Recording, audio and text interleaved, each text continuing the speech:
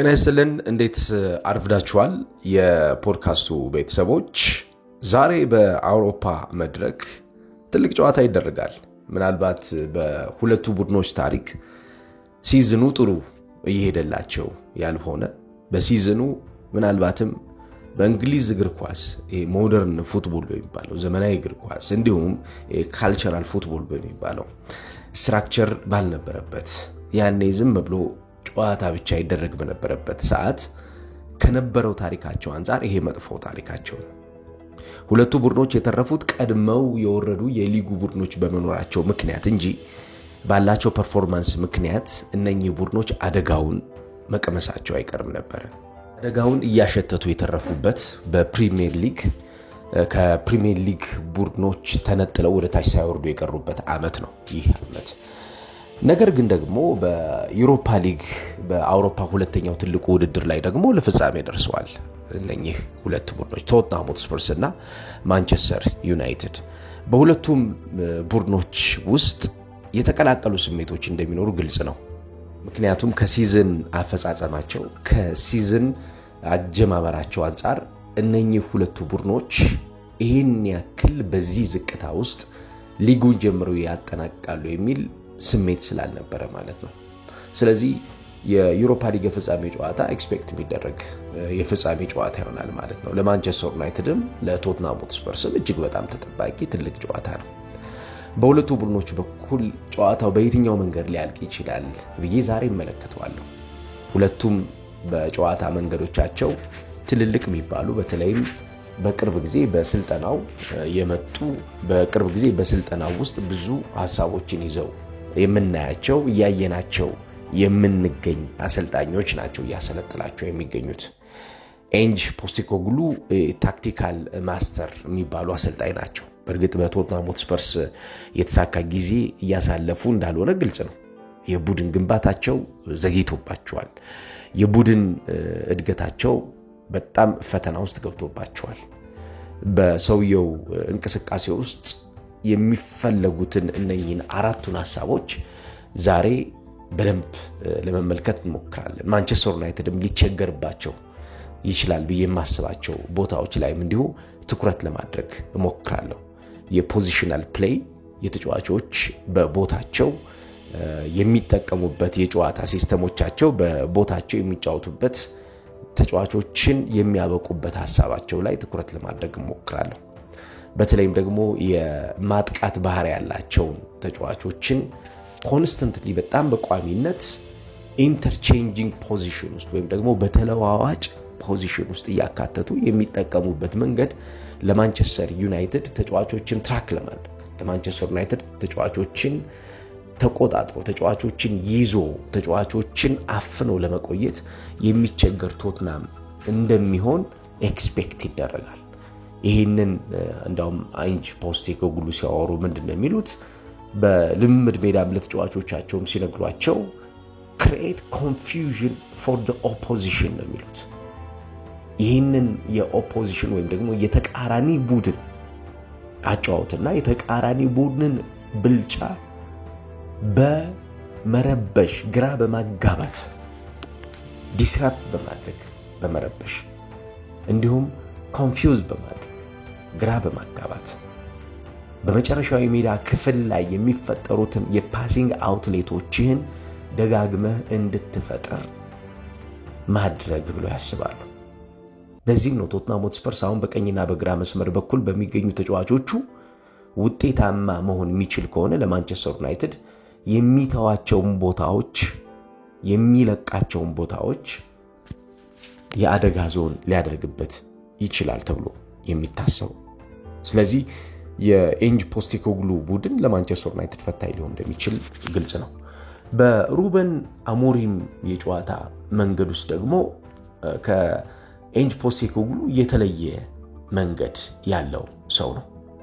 በተለይ አሁን ላይ ካለው የማንቸስተር ዩናይትድ ሐሳብ አንፃር በሁለት ነገሮች ውስጥ እየተቸገረ ያለ አሰልጣኝ ነው። የመጀመሪያው አዳፕታቢሊቲ ነው። የአሞሪም ቡድን ታክቲካል ሴትአፑን አዘጋጅቶታል። ታክቲኩ ምን እንደሆነ በምን መንገድ መጫወት እንዳለባቸው እንዴት መጫወት እንዳለባቸው እንዴት መጫወት እንደሌለባቸው በየትኛው ሞመንት ውስጥ በጣም ወሳኙ ቅጽበት እንደሆነ በየትኛው ሞመንት ውስጥ በጣም ወሳኙ የሆነ የጨዋታ አካሄድ እንደሆነ በደንብ ሰርቶታል። ነገር ግን የአሞሪም ቡድን ትልቁ ችግር የሆነበት ምንድነው? ሊሚቴሽን ውስጥ ነው የሚገኘው ወይም ደግሞ ገደብ ውስጥ ነው ያለው። የአዳፕቲቢሊቲ ገደብ ውስጥ ነው ያለው። ይሄ የድግግሞሽ ደጋግሞ ነገሮችን የመስራትና ያን የመደጋገም ስራን የማሳደግ አቅም ላይ ከተመለከትን ተጫዋቾች ሊሚቴሽን ወይም ደግሞ ገደብ ውስጥ ተገኝተውበታል። አንዱ ትልቁ ችግር በዚህ ቡድን ውስጥ ያለው ይሄ ነው።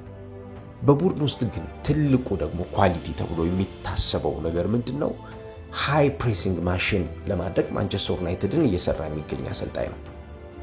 የአሞሪም ቡድን ከዚህም በፊት በነበረባቸው የስፖርቲንግ ሊዝበን ቆይታው ለምሳሌ ፓርቲኩላርሊ ወይም ደግሞ በጣም በተናጠል የሚሰራው የነበረው ምንድነው? የኦፖዚሽንን ሴንትራል ሚድፊልደሮችን ፕሬስ ማድረግ ላይ ትኩረት ያደርጋል።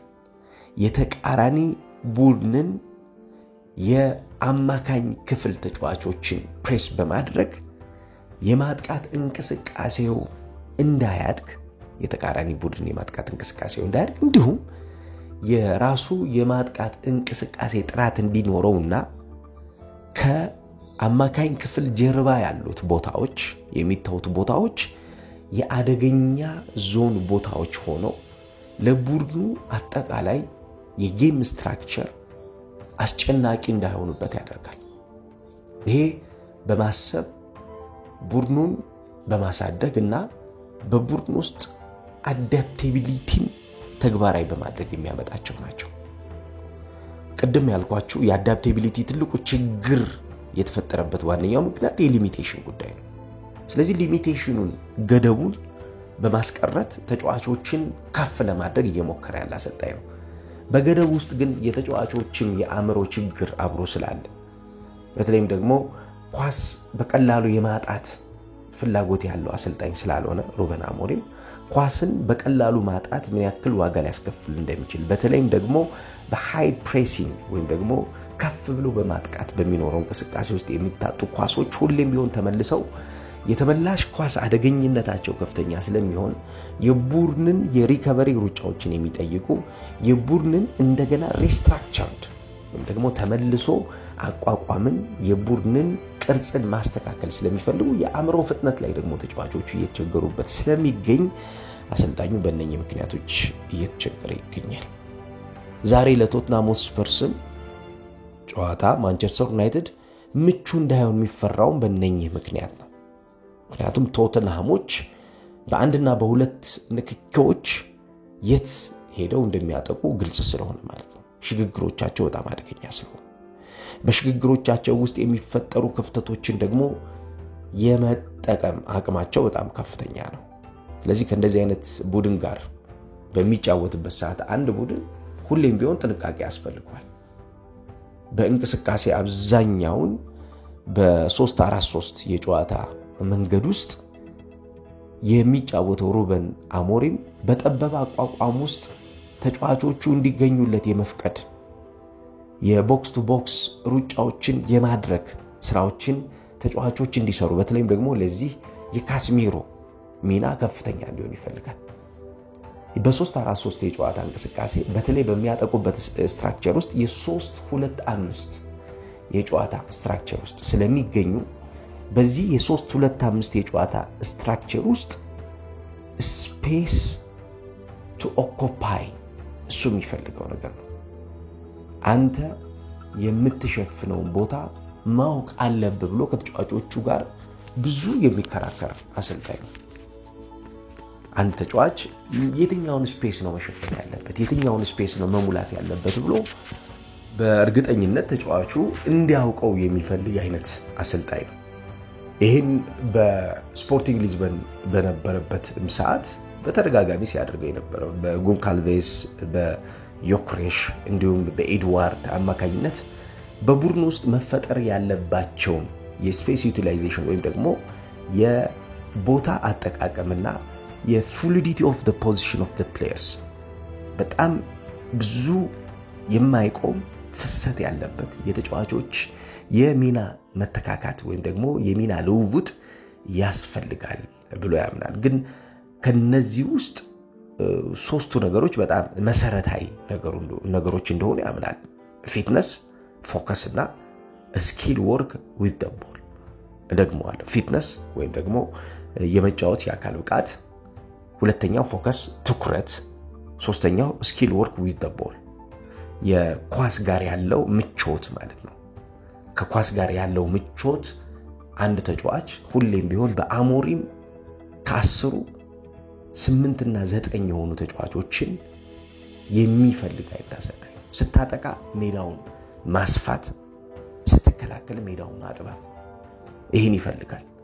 ለቶትናም በተለይም ደግሞ ትናንትናም እንደተናገረው ቶትናም በጣም አደገኛ ቡድን ነው። ቶትናም የምትሰጠውን ስፔስ የምትተውለትን ስፔስ እንዴት መጠቀም እንዳለበት የሚያውቅ ቡድን ነው። ስለዚህ የምትሰጠውን ስፔስ እና የምትተውን ስፔስ እንዴት መጠቀም እንዳለበት የሚያውቅ ቡድን ከሆነ ስታጠቃ ሜዳውን ማስፋትና ስትከላከል ደግሞ ሜዳውን ማጥበብ ግድ ያስፈልጋል ብሎ ያምናል። አሁን ላይ የማንቸስተር ዩናይትድ ትልቁ ፈተና ከተጫዋቾች አእምሮ ጋር ያለው እንደሆነ አሰልጣኝ ሩበን አሞሪም ይናገራል። በተለይ የተጫዋቾችን አጠቃላይ እድገት በተመለከተ ተጫዋቾች በሚፈልገው ሌቭል አእምሮአቸው ያደገልኝ አይደለም፣ የታክቲክ ቅቡልነታቸው፣ የታክቲክ አቀባበላቸው እኔ በሚፈልገው መንገድ እየሄዱልኝ አይደለም ብሎ ነው አብዛኛውን መግለጫዎቹ ላይ የምንሰማው። በእርግጥም ማንቸስተር ዩናይትድ እንደ ቡድን ከተመለከትነው የተጫዋቾች የአእምሮ ችግር እንጂ ታክቲካሊ የአሰልጣኙ የታክቲክ አቀራረብ አጠቃቀም ላይ ምንም አይነት ጥርጣሬ ማንሳት አስፈላጊ እንዳልሆነ ብዙ ጨዋታዎች አሳይተውናል። ትልቅ ጨዋታዎች ለምሳሌ የዩሮፓ ሊግ ጉዞዎችን ብንመለከት የዩሮፓ ሊግ ሬዲሜድ የሆነ በደንብ ተሰፍቶ ተለክቶ የተዘጋጀ ቡድን እንደሆነ ካየነው ለምንድን ነው ታዲያ በፕሪሚየር ሊግ ውስጥ ይህን ነገር ማድረግ ያቃታቸው የሚለው ትንታኔ የሚፈልግ ይመስለኛል። በእርግጥም አሰልጣኝ ሩበን አሞሪም ሲዝኑ ሲያልቅ ስለዚህ ነገር ማውራት ፈልጋለሁ፣ አሁን ላይ እኔም ክሊር የሆነ ነገር የለኝም፣ ክሊር የሆነ ምስል የለኝም ስለ ፕሪሚየር ሊጉ እንደዚህ መሆናችን፣ እኔም ማውቀው the worst team መሆናችን ብቻ ነው። ዩሮፓ ሊግ ላይ ያለውን ነገር ግን ከተመለከታችሁት ክሊር የሆነ ነገር አለን። እንዴት መስራት እንዳለብን፣ እንዴት ምን ማድረግ እንዳለብን፣ እንዴት ምን ማድረግ እንደሌለብን እቺነች ቤዚክ ነገሯ። በነገራችን ላይ እንዴት ምን ማድረግ እንዳለበትና እንዴት ምን ማድረግ እንደሌለብን እናውቃለን የሚል አስተያየት ሰጥቷል። በዛሬው ጨዋታ ያው በሁለቱ ቡድኖች በኩል የሚጠበቁት ነገሮች ምንድናቸው የሚለው ነገር እስኪ ከመሸጋገሪያ በኋላ ስመለስ እምነግራችሁ ይሆናል።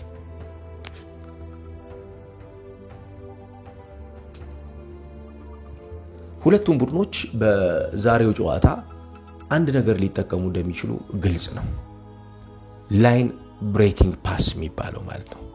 መስመሮችን የሚያሸንፉባቸው አእምሮን ተጠቅመው ተጫዋቾች የፈጠሯቸው ድንቅ የኳስ ንክኪዎች። እነኚህ የኳስ ንክኪዎች አብዛኛውን ጊዜ በመጨረሻው የሜዳ ክፍል ላይ ተጫዋቾች ተግባራዊ እንዲያደርጓቸው የሚፈልጉ ኳሶች ናቸው። ተጫዋቾች እነዚህን ኳሶች ተግባራዊ እንዲያደርጓቸው የሚፈልገው ምንድነው?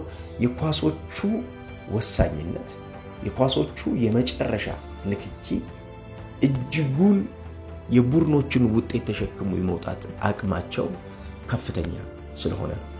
በሁለተኝነት እነዚህ ኳሶች ይበልጥ እንዲፈጠሩና እነኚህ ኳሶች ላይ የሚደረጉ ስራዎች ይበልጥ ጥራት እንዲኖራቸው የሚፈልገው የመጨረሻው የሜዳ ክፍልን እንቅስቃሴ የመወሰን አቅማቸው ከፍተኛ ስለሆነ ነው።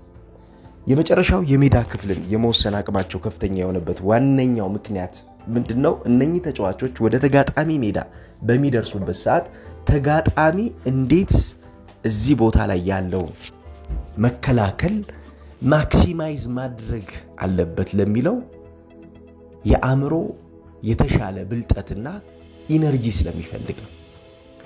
ብዙ ጊዜ አሰልጣኝ ሩበን አሞሪም እንደሚናገረው ትልቁና ወሳኙ ነገር ወደ ተጋጣሚ ሜዳ የምትገባበት ጥራት ነው። አብዛኛውን ጊዜ በተጋጣሚ ሜዳ እንቅስቃሴ ውስጥ የሚገኙ ቡድኖች ወደ ተጋጣሚ ሜዳ የገቡበት መንገድ ይወስነዋል። በተለይ ታክቲካል ፍሪደም ስለሚሰጣቸው ተጫዋቾች ይጨነቃል። ከነኚህ ታክቲካል ፍሪደም ከሚሰጣቸው ተጫዋቾች መካከል አንዱ ዛሬ ኤክስፔክት ብናደርገው ሃሪ ማጓየር በማንቸስተር ዩናይትድ አሁን ወሳኙ ሰው ሆኗል። ዩሮፓ ሊግ ላይ በዩሮፓ ሊግ በተለይ በሁለቱ የጥሎ ማለፍ ጨዋታዎች ላይ የነበረው ሚና ብዙ የማንቸስተር ዩናይትድ ደጋፊዎችን ያስገረመ፣ ብዙ የማንቸስተር ዩናይትድ ደጋፊዎችን የተለየ ታሪክ የሚሰሩ ተጫዋቾች እንዲሁ በእንቅስቃሴ ባደገ ንክኪ ወይም ደግሞ በቡድን ባላንስድ በሆነው ሴትአፕ ላይ ራሳቸው ማሳየት የሚችሉ ከሆነ የት ሊደርሱ እንደሚችሉ የጠቆመ ሃሪ ማጓየር። በእርግጥ ባላንስድ ሴትአፕ ያስፈልጋል ወይም ደግሞ ስርዓት ያለው የተስተካከለ የቡድን አደረጃጀት ይፈልጋል። ነገር ግን የዚህ ተጫዋች ትልቁ ስኬት የሚባለው ታክቲካል ፍሪደም መከላከል ስላለበት ብቻ የምትከላከልበት ወይም ደግሞ ማጥቃት ስላለበት ብቻ የምታጠቃበት ሐሳብ ማለት አይደለም። ይሄ ለአሰልጣኝ ሩበን አሞሪም አንዱ ትልቁ በማንቸስተር ዩናይትድ ቡድን ውስጥ የተደበቀ አቅማቸው ተጫዋቾች እንዲያወጡ ካደረገበት መንገድ ይሄ መሰረታዊ የሚባለው ነገር ነው። ታክቲካል ፍሪደም ወይም ደግሞ የጨዋታ አቀራረብ ነፃነት ማለት ነው።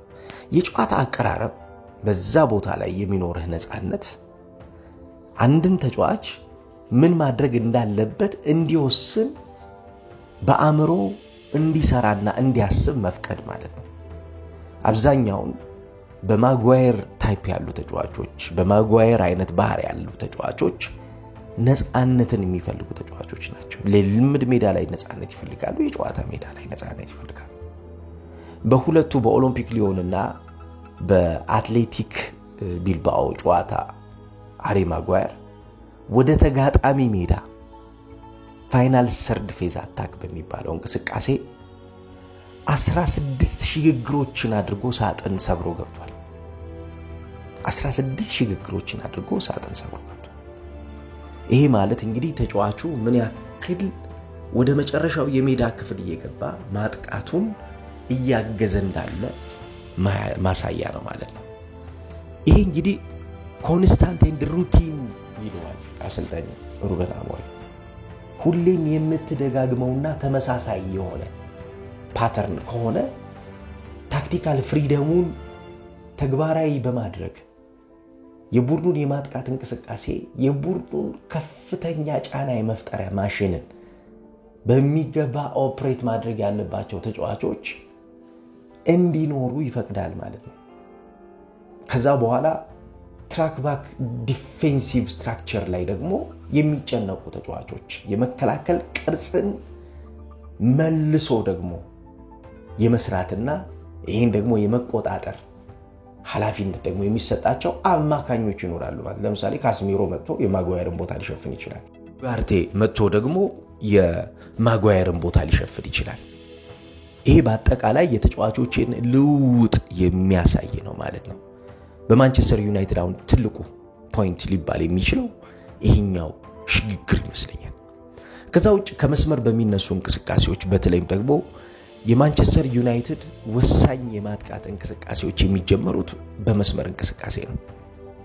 ከመስመር በሚነሱ እንቅስቃሴዎች የቡርኖ ፈርናንዴዝ ንክኪ አሳታፊ በማድረግ በሶስቱም የሜዳ ሽግግሮች ውስጥ ንክኪዎቹ ያደጉ ሄደው የመጨረሻው አታኪንግ ላይን ላይ እርጋታ በተሞላበት መንገድ አሳታፊ ማጥቃት እንዲኖር ማድረግ ማለት ነው።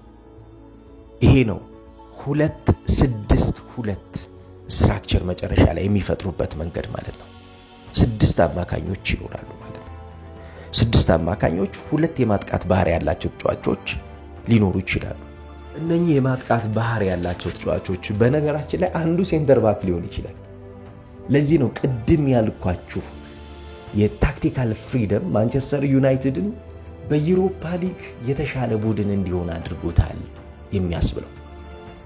3-4-2 ይሆናል፣ 1-7-2 ይሆናል አንዳንዴ ከዛውጭ 3-5-2 ሁሌም ቢሆን ሲያጠቃ የሚኖረው ስትራክቸር ነው ሲጀመር 4-3-3 ይሆናል እነኚህ በሙሉ እንግዲህ ማንቸስተር ዩናይትድ በእንቅስቃሴ ተለዋዋጭነት ገደብ አልባ የሆኑ ተለዋዋጭነቶቻቸው የሚያመጧቸው ቅርጾች ናቸው ማለት ነው ስለዚህ ዩናይትድ ምናልባት በእንደነኛ አይነት የጨዋታ ሽግግሮች ዶሚኔት የሚያደርግባቸው ሐሳቦች ሊኖሩት ይችላሉ ተብሎ ይጠበቃል ተጋጣሚው ሌላኛው ዛሬ አስቸጋሪ ሊሆን ይችላል በየማስበው ለማንቸስተር ዩናይትድ ኤንጅ ፖስቴኮግሉ የጨዋታ አቀራረብ እና ለየጨዋታዎቹ ያላቸው ዳይናሚክ አታኪንግ ፉትቦል ነው እንግዲህ ዳይናሚክ ስንል ሰፊ ነው ዳይናሚክ ስንል ብዙ ዝርዝር ነገሮች አሉበት ከነዚህ ውስጥ የፖዚሽናል ፕሌዮች ላይ ያሉ ፖሴሽናል ፕሌይ አለ ኩዊክ ትራንዚሽን ወይም ደግሞ ፈጣን ሽግግሮች በራሳቸው የሚፈጥሩት ጫና ይኖራል ማለት ነው ስለዚህ ዳይናሚክ በሚባለው የጨዋታ መንገድ ውስጥ አብዛኛውን የኤንጅ ፖስቴኮግሉ ሐሳብ እነኚህ ሶስቱ ነገሮች ላይ መሰረት ያደረገ የነኚህ ሶስቱ ነገሮች እንቅስቃሴና ተለዋዋጭነት የሚያግዝ ይሆናል ማለት ነው ያው ዳይናሚክ እንደምታውቁት ፕሮሰስ ሲስተም ስለሆነ በሂደት የሚመጣ ለውጥ ይኖራል ማለት ነው ይሄ በሂደት የሚመጣው ለውጥ ደግሞ አብዛኛው ጊዜ ተሳትፎን እድገትን መሰረት ያደረገ ነው ነገር ግን ፖዚቲቭ የሆነ የተጫዋቾችን አቲቲዩድ ይፈልጋል የኤንጅ ፖስቴኮግሉ ቡድን ይሄን ያጣው ዘንድሮ በተለይም ያሰልጣኙ አንዱ ትልቁ ፈተና የሆነው የጨዋታን የመቆጣጠር ሙቭመንትን እንቅስቃሴን የመቆጣጠር አግሬሲቭ ፕሬሲንግ ይፈልጋሉ አብዛኛው ጊዜ የኃይል ጫና ይፈልጋሉ እኚህ ሰው የኃይል ጫና ውስጥ የሚጋለጡ ስፔሶች ይገኛሉ የሚጋለጡ ቦታዎች ይገኛሉ ብሎ ያስባሉ እዚህ ቦታ ላይ ታዲያ ስልና ኢንሳይሲቭ ፓሰር ወይም ደግሞ ቀስቃሽ ኳስ ነካኪ ተጫዋች ይፈልጋሉ የማዲሰን ጉዳት በዚህ ነው በጨዋታው የሚገለጠው ማዲሰን ያው ትልቅ ተጫዋች እንደሆነ ብዙዎቻችን እናውቃለን ወደ ቶትናም ከመጣ በኋላ ማዲሰን ቶትናምን የተሻለ ቡድን እንዲሆን አድርጎታል ይህንን እንቅስቃሴ ማጉደላቸው ለአሰልጣኙ ፈታኝ እንደሆነ ያውቁታል በተለይም ደግሞ የአማካኝ ክፍሉን ህይወት ለመስጠት ህይወት አልባ የሆነውን እንቅስቃሴ ለማሳደግ ህይወት ያለው ንክኪ አድርገው ለመሄድ ለአሰልጣኝ ኤንጅ ፖስቴኮግሉ የእንደሱ አይነት ተጫዋች ኳሊቲ በጣም ወሳኝ እንደሆነ ስለሚያውቁት ማለት ነው በፖዚሽናል ፕሌይ ውስጥ በተለይ ቶትናም ሆትስፐርስ አብዛኛውን ጊዜ የማጥቃት ባህሪ ያላቸውን ተጫዋቾች የሚጠቀም ነው ነገር ግን ኮንስታንት የተጫዋቾች ቋሚ የተጫዋቾች ቅይር የሚያደርግ ቡድን ይሄ ነው ትልቁ ችግር በቡድኖች ላይ ዘንድሮ ባሸነፈባቸው ጨዋታዎች እንደገና ዩሮፓ ሊግ ላይ ለቡድኖች በጣም አስቸጋሪ የሆነበት ኮንስታንት ኢንተርቼንጅ ፖዚሽን ቱ ክሬት ኮንፊውዥን ተከታታይነት ያለው የማይቋረጥ ተደጋጋሚ የሆነ የተጫዋቾች የቦታ ቅይር ይኖራል በቶትናም ሆትስፐርስ ውስጥ ዛሬ ኤክስፔክት የምናደርገው ነገር ያ ነው ይሄ አንዱን ተጫዋች ለመቆጣጠር በሚያደርጉት ጥረት ውስጥ የማንቸስተር ዩናይትድ ተጫዋቾች እንዲቸገሩ የሚያስገድዳቸው ይመስለኛል ከዚህ እንቅስቃሴ ደግሞ በኋላ የሚፈጠሩት የመጨረሻ የማጥቂያ ሽግግር አውትሌቶች ፈጠራ ላይ ለማፈን ተጫዋችን የትኛው ተጫዋች ነው የሚታፈነው ለመቆጣጠር ተጫዋችን የትኛውን ተጫዋች ነው የምንቆጣጠረው በሚል እንቅስቃሴ ውስጥ ቡድኖች ኮንፊውዝድ እንዲሆኑ ቡድኖች ትኩረት እንዲያጡ ያደርጋሉ ከዛው ፍሉድ ሙቭመንት የቶትናም ሆትስፐርስ መገለጫ ነው በተለይም ደግሞ የአማካኝና የማጥቃት ባህሪ ያላቸው ተጫዋቾች በዚህ እንቅስቃሴ ውስጥ እንዲገቡ ያደርጓቸዋል የፉልባክ ባህሪ ያላቸው ተጫዋቾች ወደ አማካኝ ክፍል ሄደው የአማካኝ ክፍል ተጫዋቾች በፕሬሲንግ ዛው እንዲቆዩ ያግዛሉ በተለይ የኑሜሪካል አድቫንቴጅን የአማካይን ክፍል የቁጥር ብልጫን adding numbers in the midfield ላይ በጣም ወሳኝ የሚባል የቡድን ግንባታ የሚፈልጉ አሰልጣኝ ናቸው። ለዚህ ነው በቶትናም ሆትስፐርስ ጨዋታ ቶትናም ጎል ሲያገባ በጣም በርካታ ጎሎችን በትልቅ ቡድኖች ላይ ሲያስቆጥር የምንመለከተው። ዛሬ ያው የጎል ጨዋታ ነው። ያው በትንሽ ጎል የሚጠናቀቅ ጨዋታ ይሆናል ያላስብ። ምክንያቱም ከሁለቱ ቡድኖች ባህሪ አንፃር ቶትናም የተጋጣሚ ሜዳ ላይ ገብቶ ጫና ከመፍጠርና ከጥራት አንፃር እንዲሁም ማንቸስተር ዩናይትዶች ለቀው ከሚሄዷቸው ስፔሶች አንፃር ከመከላከል አደረጃጀታቸው ስስነት አንፃር ከመከላከል አደረጃጀታቸው ክፍተት አንፃር ጎሎች ሊያስተናግዱ እንደሚችሉ ግልጽ ነው። ለዚህ ነው ይህ ጨዋታ የተጋለጡ የመጫወቻ ስፔሶች የሚወስኑ ጨዋታ ነው የሚባለው።